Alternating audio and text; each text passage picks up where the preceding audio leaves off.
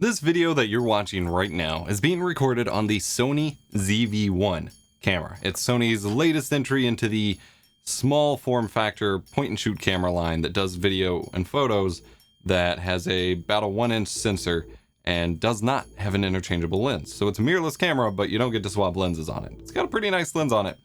I've had it for about 2 weeks. Sony gave me a 2-week loaner. Unfortunately, for half of that time, my baby has been very sick, and so only had a little time to experiment. My whole goal with picking up the ZV-1 to test out and check out was they announced that it will be shipping with, at some point, some PC software to use it as a webcam directly over USB. So I sent that in my review request that I wanted to test that out. Unfortunately, they sent me the camera and that software is not yet available. So I'm going to test it in terms of using it over HDMI as a streaming device, but over USB, software still doesn't exist, so I can't really tell you anything about it. As you can see here, the ZV-1 is a fairly small, compact, and easy to set up and just go with camera, which makes it perfect for vloggers, content creators, and the like, including some really special features in here that I really hope Sony ports over to their other future cameras, because they are pretty killer, but it does have some limitations due to its smaller form factor and things like that I do want to discuss. We're going to get into that after a word from this video's sponsor. So you've been searching, hunting for that perfect stream element, for that perfect layout that will make your stream truly professional looking, but you don't have the budget once you find it. Well, no more. Nerd or Die is having a summer sale. I was about to call it a Steam summer sale. They're not Steam. You can get 20% off store-wide, including their bundles of graphics, using coupon code SUMMER20 and my link in the description below. You can get $5 stream layouts, and you can get their new Clutch alert pack for super cheap as well, to really supercharge your live stream today. Head over on to eposvox.gg/nerdordie and use coupon code SUMMER20. I'm EposVox, the stream professor, and this is Sony's ZV-1. It is an $800 mirrorless point and shoot camera that has a lot of features targeted at vloggers and content creators, streamers, and things like that I'm really excited for. It is very expensive for what it is, given its limitations, but in many respects, it is the camera that I would have, had it existed, happily gone back in time and told myself, starting out on YouTube, pick this up instead of messing with clunky DSLRs and things like that, because of the features in here. And frankly, if you can learn to live with the limitations and deal with whatever quality sacrifices you might make with it, this could be like your one-stop camera for a very long time. Couple specs real quick. This is, again, a 1-inch sensor camera, has a variable zoom lens with a variable aperture 1.8 to 2.8-ish, I believe. It can shoot up to 4K 30, 1080p 60, or 1080p 120 FPS, which is pretty cool. We're going to cover that in a little bit. Does have a microphone jack, does have a shoe mount for your microphone. And what is this? A flip out screen on a Sony camera? What? Yep, it is quite nice, fully articulating, as you see on most other camera manufacturers. Way to go, Sony. Way to go. My only real complaint with the physical build of it, other than it's just small and awkward to hold size, is the included tripod base where the tripod screw is. The entire battery flap is completely covered, so accessing your SD card, because that's in the battery flap, is rather a pain in the ass. However, they do have this handy little tripod slash selfie stick with it, which has full controls for zoom, taking a photo, taking video, locking it, and then a single custom button to map to whatever you like. This is extremely handy, and it locks into place, and otherwise you have buttons to adjust where it angles. You can adjust the tension of it, and then it fully breaks out here to a tripod to sit down and use as is. Now, it is really handy and really convenient, and it makes most other tripods and selfie sticks that you would get for a smaller camera like this seem kind of obsolete, but it is a little short for what it is, and especially given the minimum focusing distance on the lens is a little further away than you might expect. It could be a little tough to use for some for that vlogging setup, but it's pretty cool regardless. So I do want to note that by default, whenever you first turn on this camera, it will have a skin smoothing face detection feature enabled by default. That IMO, at least for my skin, looks pretty terrible. I accidentally left that on when recording my video that I used a while back about why Twitch alternatives might fail, and the makeup looking, the caked on makeup look on me just didn't work. And I'm actually a fan of skin smoothing effects and things like that overall. Now, having turned it off in the menu, I still feel like some of that is presented here in my skin, but maybe that's the smaller sensor resolving this much detail and the over sharpening or what have you, but I still feel like it's a little there. However, there is another feature that's actually there's two features that are turned off by default that you will want to turn on. First is the high temperature recording mode. By default, it only lasts about 8 minutes recording at 4K before it starts giving you heat warnings. And I tried recording that Twitch Alts video. It was like a 20-minute record session overall, and eventually by the end of it, it just had completely shut down from overheating. Now they do have a high temperature operating mode. I don't really know what the trade-off is or why you wouldn't want this on by default, but that is something you'll want to turn on. It still starts giving me warnings at about 5 to 8 minutes that it's getting too hot, but I was able to record for more of a lengthy period of time without having to start over for that temperature setting. So that's something at least. Yes, even in a camera this small, you will run into overheating issues at 4K, and that's unfortunate. It's a little better at 1080p, at least at 1080p 60 and stuff, but it's still kind of surprising how this issue continues to plague virtually every camera on the market that isn't like a cinema camera with fans. The other feature you'll want to turn on if you are a content creator and do things like I do with products and reviews and so on, is they actually have a product showcase feature. And this is what makes it almost the perfect A-cam for a content creator, for someone who does product reviews, educational videos, things, show and tell videos where you want to hold something up, because this camera has amazing autofocus, like completely amazeball autofocus when it comes to tracking your face, tracking your eye. You can do the usual, if you go into photo mode, face register priority mode, so that it will take a picture of your face and then it'll focus on that whenever you're autofocusing. I can get right up on it and it's going to keep track of me and pretty much always stay on my face. Like, this autofocus is actually beating out my A6400 at the moment, which for whatever reason, this did not used to be a problem. But despite the fact that I am in the center of the frame, I have face tracking autofocus on and face registered to my face, it's focused over here. And there's like nothing I can do to get it out of focusing over here other than just restarting the camera. Gets really frustrating. Well, as it turns out, which I had originally knew and just forgotten at this point because I was using it fine with my Atomos, but the A6400 doesn't actually have face detect autofocus over HDMI when you're using a monitor or video capture option, which is why going from my main setup where I'd sort of use it with the Atomos, but also sort of just record internally, I had no problems, and then putting it here with a capture card, suddenly my autofocus is acting up. This is another huge advantage of the ZV-1 over an A6400 or my A7S II or what have you, because it will do autofocus over HDMI, which is incredibly handy for streamers, content creators, webcam usage, and so on. I've never once had this issue with the ZV-1. But you get to combine that with a little slight emphasis on you holding something up, and this works so incredibly smoothly. I mean, watch this. It is completely focused on my face, ready to go. You can see it kind of pulsing a little bit as I move or my hand comes up or whatever. But then, bam, face, product,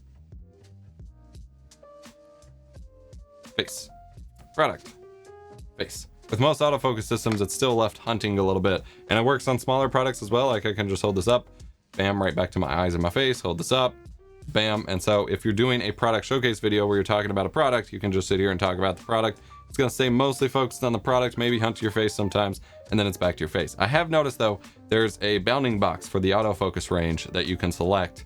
I keep discovering it by accident and change like where those autofocus points activate.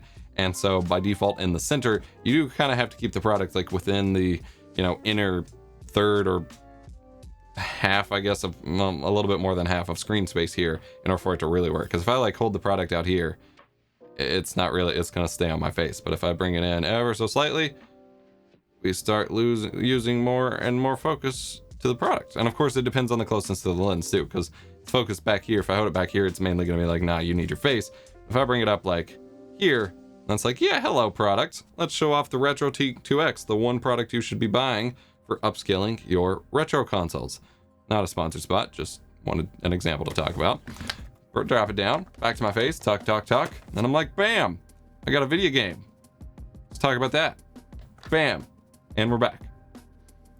Killer feature that seems really silly, but the number of times I've sat here with my other like cameras and just been kind of like, all right guys, and then I'm talking about this product. No, focus on this so I can show it and then put it down. Hello camera, hello. Even right now, as the example, there we go. If I get really close, it's gonna focus on it. And then come back to my face, please. Nope, it doesn't. There we go. It's back on my face. Good camera.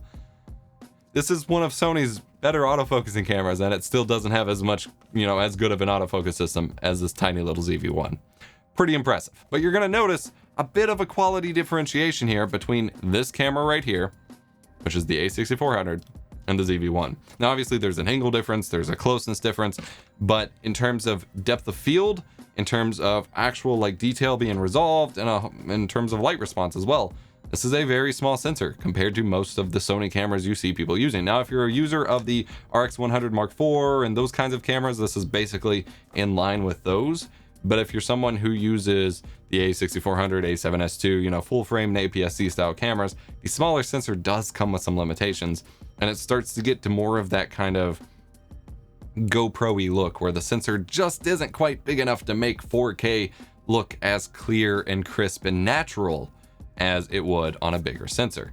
And there is, in a sense, this could be considered an action camera sensor, because there are now the, I think it's the Insta360 R camera, their little action camera. They have a 1-inch sensor model now. So this isn't your big boy recording camera, but I have seen other creators who do formal camera videos and gear review and stuff talk about that they switched to using this as their A cam, and they're pretty happy because of features like the brilliant autofocus, so you can just set it down and not have to worry about it, as well as the product feature mode where you can just be like, yeah, I'm reviewing this. And honestly, if I had another set here, I have this for my main streaming and retro room talking set, I have my stuff downstairs that I don't use as much anymore since it's now a baby room basically. But if I had a super basic background kind of setup for just a basic product unboxing and showcase set, which I may have in a future space we have, this would be the camera that I go with, because it's so much easier to just be like bam, bam, bam, bam, product,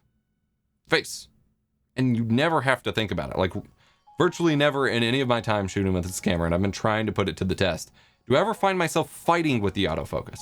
And I'm gonna point you to a video by Philip Bloom about how and when video autofocus makes sense and when you should be using it. And it comes down to when it gets out of your way and lets you work. Because if it's not this close to being perfect, it's almost unusable, because then a real shot that you're trying to work on, if you have to keep retaking it, it's wasting your time instead of saving it.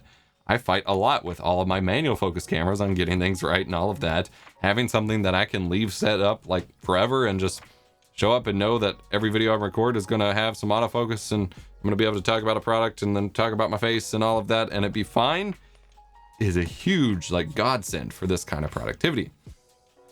The good news is it does all of this over HDMI as well. In fact, this entire video has been recorded over HDMI into my normal retro room streaming rig. I have been just sitting here switching scenes back and forth and using it as I normally would.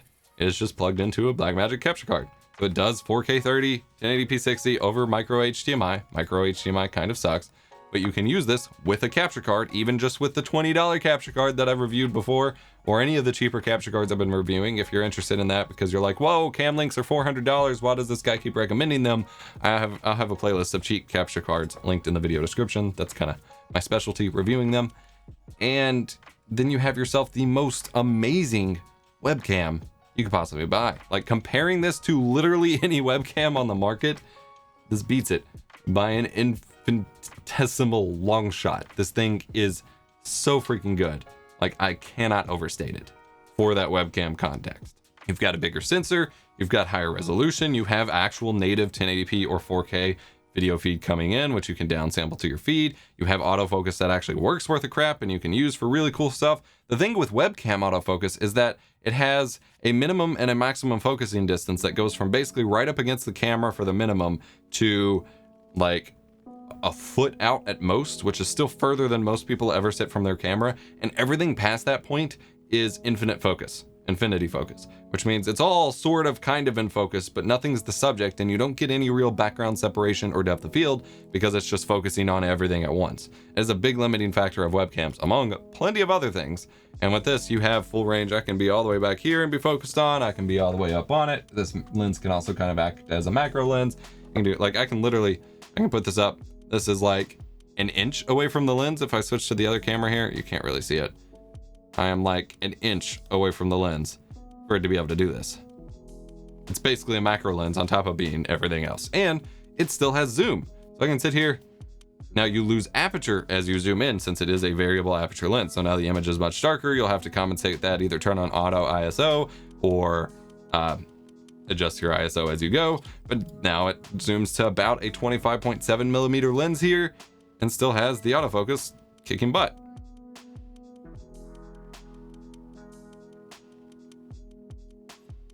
Let's get this back out. No one wants to see me this close.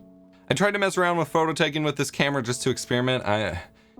For a dedicated photography camera, I'd never really buy a camera with this small of a sensor, but if it is your run and gun, pocket go camera, you would probably want to use it to take pictures on the go. And for that, it's probably fine. I didn't get to use it a ton because the raw images out of it are not yet supported in Lightroom, which is surprising. I know it's a brand new camera, but I still didn't expect that.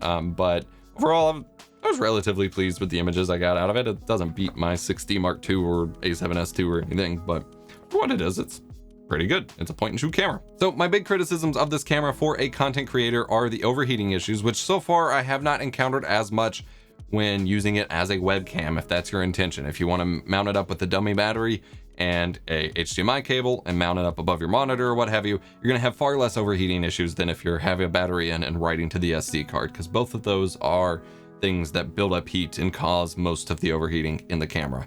That being said, you can still overheat it, especially at 4K in those HDMI modes. And I just encountered this during my last week's streamer news series, and probably 2 weeks from now, by the time you're watching this, in that my A6400 overheat and fully shut down in the middle of my streamer news show. I've never had this happen before. I've had multiple A5100s, my A6400, and my A7S II, and they've all been able to be left on for like weekends or an entire week at a time on accident with one of my A5100s. And at no point did they ever overheat or shut down or anything. But they all had better airflow than my A6400 here currently has. And so I think it was building up way too much heat and had nowhere for it to go. So I'm going to get like a little USB fan or something to kind of give it a little bit more room. But if it's above your monitor somewhere where it's not, this is literally a corner in a hot zone in my room, you're mostly going to be fine. And you get all of these advantages for streaming, be it at 1080p 60, 1080p 30, 4K 30, whatever you're streaming at, it will adjust to, and you get some fairly sharp and competent video. Like I said, well, I thought this camera was making a fool of me and making me have to go back on everything I said because it turned off in the middle of using it over as a webcam, and I thought I'd overheated, but the battery just died. That'll happen. Would I recommend this for content creators and streamers? If you are someone who's getting into YouTube, looking for the right camera for you for vlogging, for making content, for making little product reviews and things like that, as long as you aren't recording for hours on end at 4K, yep, this is beyond an amazing option due to all of those features, if you're willing to pay the price for it. If you are a streamer and you're happy to set it at 1080p and stuff, this is probably a good idea. I would definitely make sure you order from somewhere with a good return policy, just in case overheating creeps up even at 1080p for you, more so than it has for me, because it seems to be kind of hit or miss who it really affects. But between the mic input, the clean HDMI output, the higher resolution, the crazy autofocus features, it is a phenomenal value for those people. If you're looking to do something for long time lapses or really long, show recordings or presentation recordings or things like that, I don't think this is the right choice. And if you need a much deeper depth of field, I guess this is shallower depth of field, or a bigger sensor for kind of low light capabilities, or you want a whole lot of detail resolved, you're going to want to get one of the bigger ones. And honestly, that's where this price difference kind of makes things a little confusing for buyers, admittedly, because this is $800. That's a lot of money you could spend. You can get a used A7S full frame camera for about $800, at least for the body. You'll probably still have to buy lenses and stuff, but then you have control over what lenses you're using and can get a lot better glass and things like that. You could get a used A7S II for not much more than that, and in the right market, probably not COVID market, but in the right market, you could probably get a used A7S II for $800, especially once the A7S III comes out. And so you could get significantly better cameras for that price if you're willing to buy used and you're willing to spend a little bit more at some point on more lenses and manage lenses, and you don't want all these new features, because we don't have any of these cool features for the autofocus and things like that on my A6400, and definitely not on the A7S II. And I've run into issues with their autofocus both respectively already.